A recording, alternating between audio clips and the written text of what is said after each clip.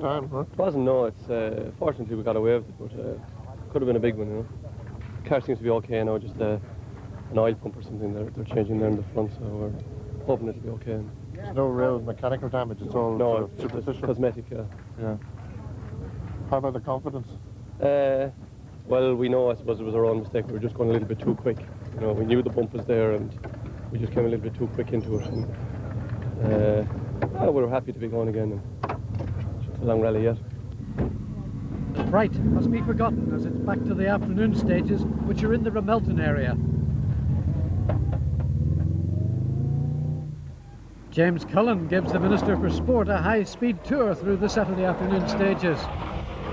Fisher's on the attack again. By the end of this stage, the gap between first and second will be up to 45 seconds. For Kenny McKinstry, stage 13 is the beginning of the end of his hopes of winning the Donegal International Rally. 33 left, tightens into 4 right, maybe. Into 2 left. The 2 left and 3 left, 40. 2 left, maybe. Kenny has been critical of his own driving today, and 60. This mistake is uncharacteristic. The consequences 80. Of the mistake are catastrophic. Crest into 1 right over crest, 60. Crest into 3 left. Be a puncture. 1 left. Further on, you can feel the vibrations and hear the broken rim on the road. Right, 60. Left into 1 left. 80. The situation is deteriorating all the time. 80. But fortunately, that's the finish board. Right. But a lot of valuable time has gone. 150. Keep her at it. That's it.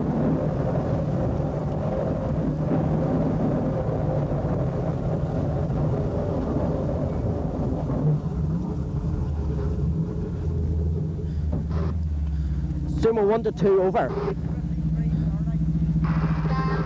Sumo 1 to 2, we have a puncture. Front left hand. Oh, maybe strut and drive shaft over.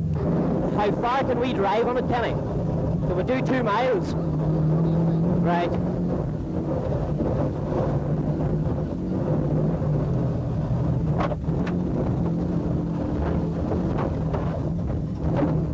I think that's the wheel breaking up there now. Sumo 2, get up to us, over. Sumo 2, what's your location? Over. There's considerable panic now. They've got to find that service crew.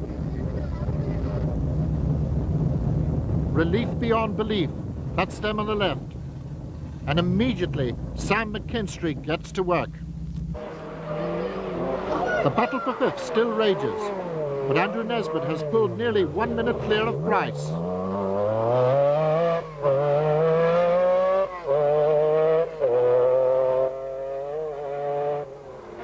John, a veteran of over 300 international rallies and who has recently clinched the Motoring News Championship for the 6th time, has Anne-Marie Smith aboard.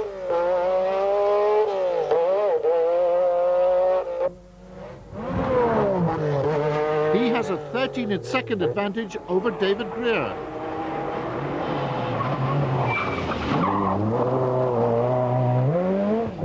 And David in turn is only 5 seconds in front of Stephen Emerson.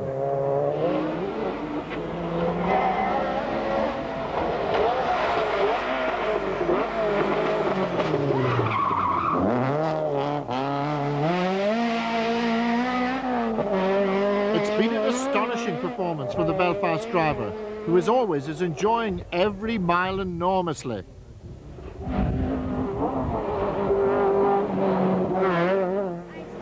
Alistair McRae's roll of success continues. He was second to brother Colin in Scotland last weekend. But Bob Bowden is now up to second in Group N, albeit some 3 minutes behind. Garth McCartney still maintains third in the showroom category. And Ken Colbert's progress has brought him into the top 10. 3 places ahead of the mighty Milner, who continues to do miracles in his 1600cc car. So Bertie Fisher was jumping for joy after day 2 with a 50-second advantage in the Subaru Summit. But it's far from over, and Kenny McKinstry still has high hopes for tomorrow.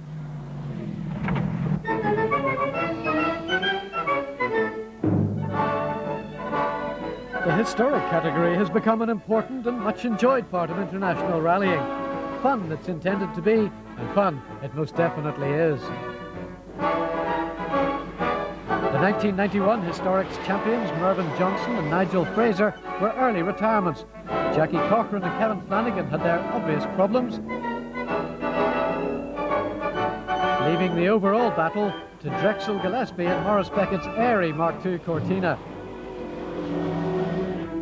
and Drew Wiley and Michael Orr's 1000cc Hillman. Despite Wiley's heroic efforts, the superior power of the Lotus wins out.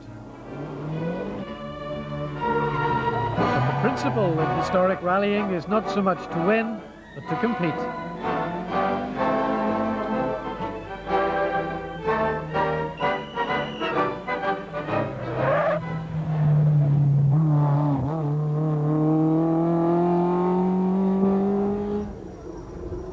The final day, and the pressure is now on the Tough Mac team. With less than a minute's advantage, they must fly, as one puncture could change everything. McKinstry's plan is simple, flat out.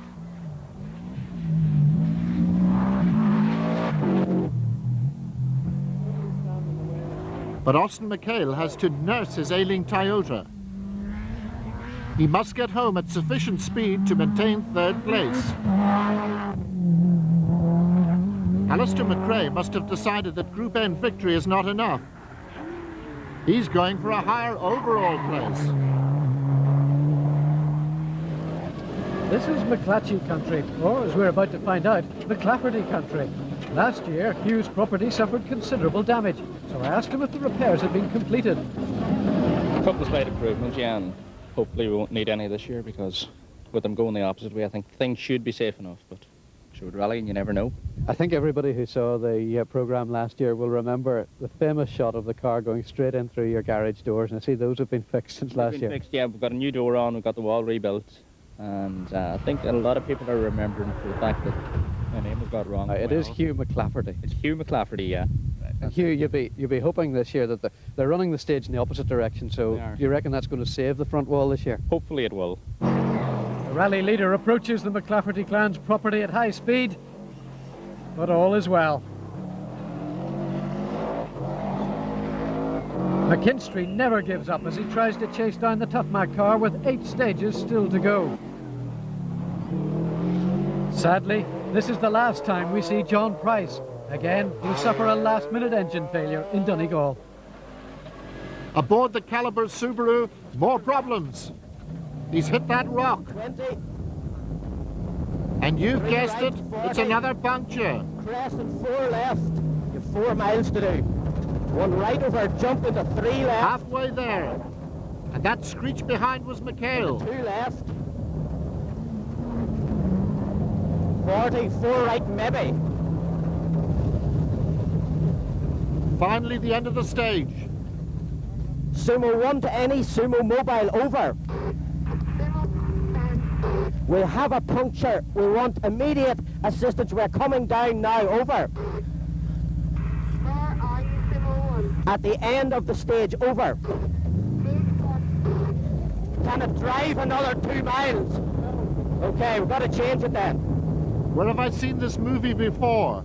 But it's more serious this time. Robbie's made a big mistake by calling in that service car. As quickly as we can, Kenny, as quickly as we can. When they get going again, we see the car coming up into a forbidden area. It'll cause them penalties. Back in Letterkenny, the band plays for Bertie Fisher and the local man, Rory Kennedy. It's all over bar the shouting as Bertie and Rory get a tumultuous reception as the winners of the 21st Shell and Leonard Donegal International Rally. I've never really had proper competition with this car since I've sort of got used to driving it, because only having done 6 stages on the circuit, it didn't really give me the full feel for the car. So we really used Friday as a place. We didn't want to get too far behind Kenny, but once I got confidence with the car, then we really had an attack yesterday morning, and so it worked out very well. Rory, how was it from the co-driver's seat? Well, Good weekend? Very good, first class, I must say, Gary. We, as Mary explained there, we tried really hard on Saturday, and in particular to get through Falmouth was a bit of a bogey area for us in the past, but this time we really showed our true form, you know, and I must say it took me all my life to read the notes as quickly as he was driving the car, so, you know, all due to Bertie, like he did a first class job, and like we're more than elated here at the moment. But the big news at the end of the rally is that Kenny McKinstry's 10-minute penalty has been imposed, and he's relegated from 2nd to 6th. That leaves Frank Marr at the top of the Dunlop table with Bertie Fisher up to 2nd. Kenny's harsh penalty has dropped him to 3rd.